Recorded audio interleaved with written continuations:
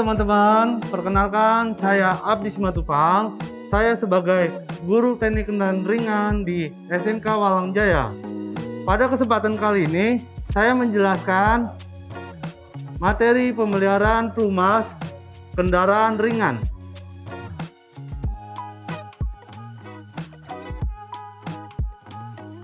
Mengapa perlu pelumasan? Gesekan adalah alasan utama mengapa pelumasan diperlukan. Pada mesin kendaraan, pada bagian mesin terdapat komponen dengan permukaan kasar yang saling gesekan satu sama lain seperti piston, stang piston, poros engkol, dan komponen lainnya yang bergesekan. Perlu diperhatikan bahwa setiap gesekan mengakibatkan kausan. Selain itu, gesekan juga menimbulkan panas. Oli sebagai pelumas akan memberikan lapisan minyak di antara dua bidang permukaan yang saling bergesekan. Lapisan tersebut akan memberikan jarak kepada kedua permukaan sehingga kedua permukaan tersebut tidak saling bersentuhan secara langsung.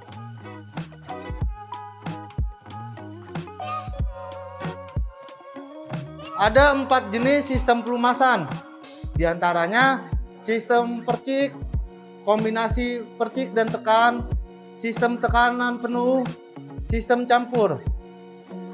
Yang pertama, sistem percik.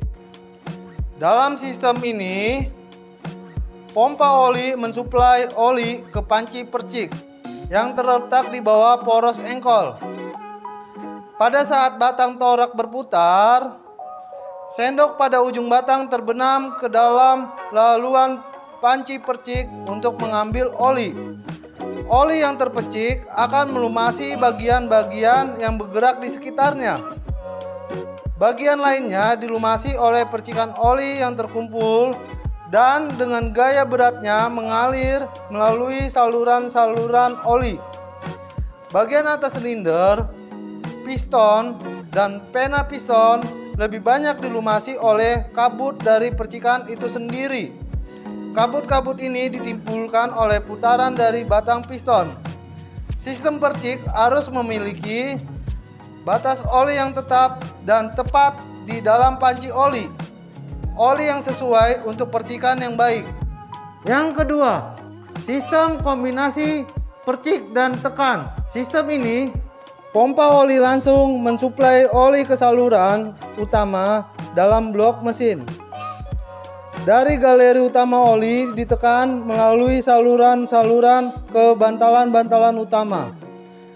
Bantalan batang piston, bantalan poros cam, poros lengan penekan, saringan, dan unit pengindra. Keluarnya oli dari bantalan-bantalan menghasilkan kabut yang melumasi dinding silinder atas, piston, dan pena piston. Yang ketiga, sistem tekanan penuh. Sistem ini selangkah lebih maju dari sistem terdahulu.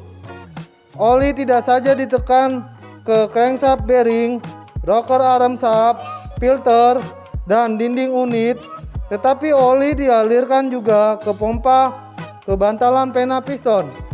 Bantalan pena piston dilumasi melalui saluran dalam batang penggerak piston. Dinding silinder dan piston dilumasi oleh pengeluaran oli dari bantalan pena piston atau bantalan batang penggerak piston. Yang terakhir, sistem campur. Sistem ini dapat ditemukan terbatas pada kendaraan sepeda motor 2 langkah jenis skuter. Oli pelumas mesin dicampur bersama bensin di dalam tangki bensin.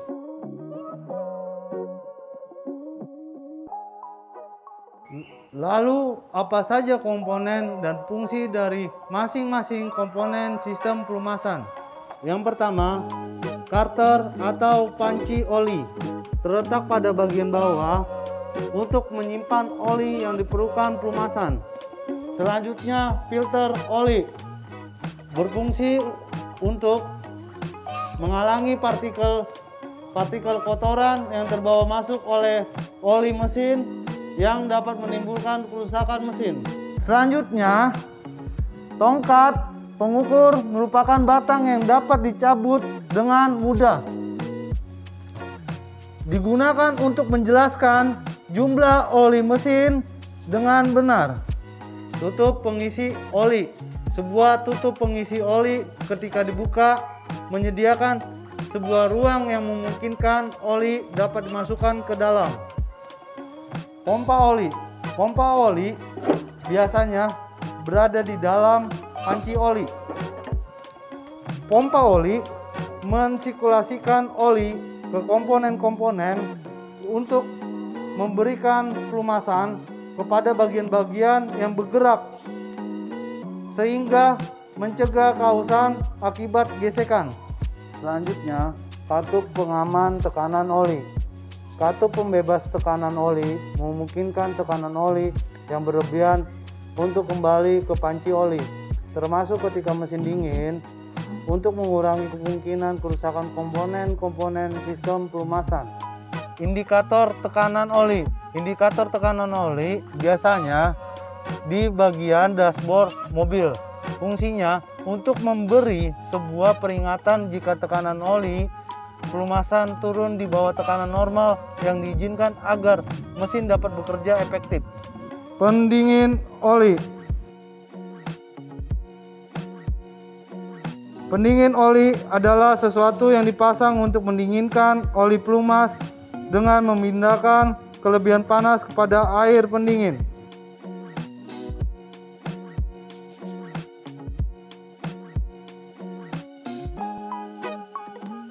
Katup ventilasi ruang engkol.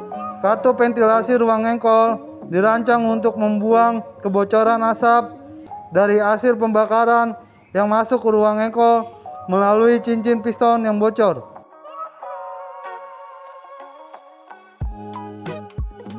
Berdasarkan bahan dasarnya, pelumas dibagi menjadi 3 jenis, yaitu 1.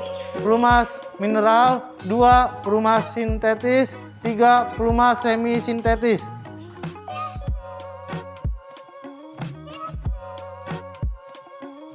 Adapun 5 kondisi yang menyebabkan minyak pelumas menjadi kotor. Kotoran karbon dari pembakaran, debu dan kotoran yang terbawa masuk oleh udara atau bahan bakar, bagian yang halus dari logam merupakan hasil dari kausan yang bercampur dengan oli, gas pembakaran yang bocor melalui ring piston ke dalam ruang engkol, kondensasi atau pengembunan air di udara. Sekian untuk materi pada video pembelajaran kali ini. Diharapkan kalian semua paham dan mengerti dari apa yang sudah disampaikan saya, Abdi Simatupang, izin pamit. Sekian, terima kasih.